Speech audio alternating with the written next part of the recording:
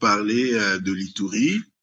Nous allons parler de l'Ituri parce que, voilà, nous avons cette épidémie qui nous frappe, cette épidémie d'Ebola, mais ça n'est pas à sa première épidémie d'Ebola.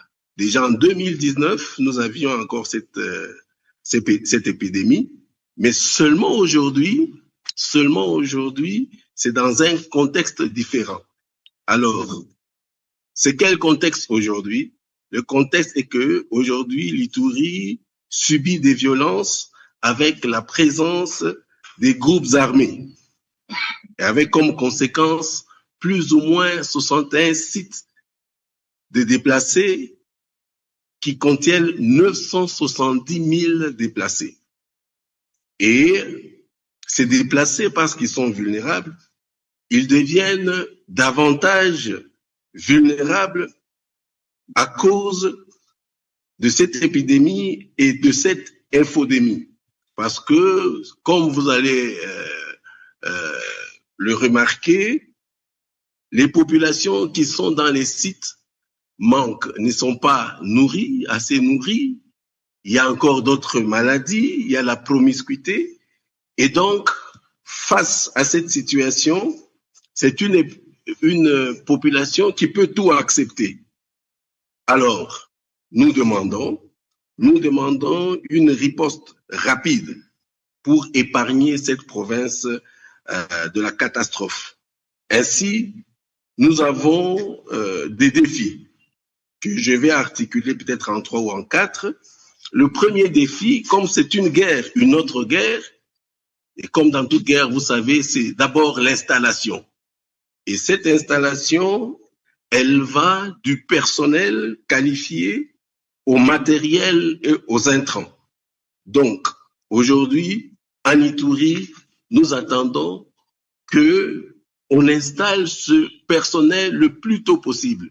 Vous savez que les aéroports ont été fermés, mais nous avons eu hier, nous avons eu l'assurance que peut-être d'ici là, ces aéroports seront rouverts pour cette installation, faciliter cette installation. Et nous avons aussi, par ailleurs, un problème de sécurité. Vous savez, nous sommes dans un milieu opérationnel parce qu'il y a la guerre ici. Et donc, nous devons sécuriser les centres de traitement. Je suis sûr que vous avez été au courant de ce qui s'est passé à Mungwalu et à Rwampara, où on s'est attaqué au personnel et on s'est attaqué aussi au centre de traitement.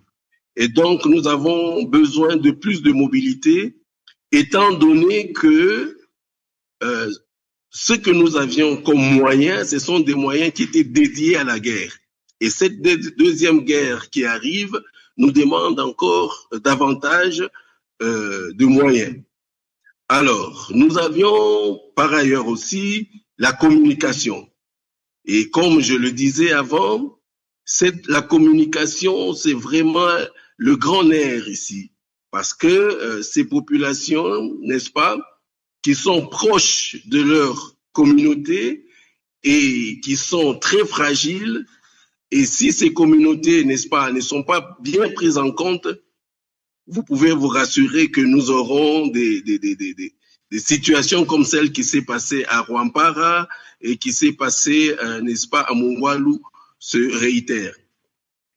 Enfin aussi, nous avons le renforcement des capacités de tout le personnel des équipes d'intervention dans toutes les zones de santé. Les zones de santé qui sont touchées ou en alerte ou des zones de santé à risque. Et pour terminer, nous avons la mobilisation des ressources financières. Ces ressources financières doivent être disponibles. Parce que aujourd'hui, au jour d'aujourd'hui, plus nous perdons un jour, plus nous allons encore vers la catastrophe. Donc, je remercie beaucoup aussi notre président de la République, son Excellence Félix Antoine Tshisekedi, qui vient de disponibiliser les 20 millions pour, n'est-ce pas, répondre à cette catastrophe, à cette épidémie. Donc, merci de tout cœur. Merci aussi au docteur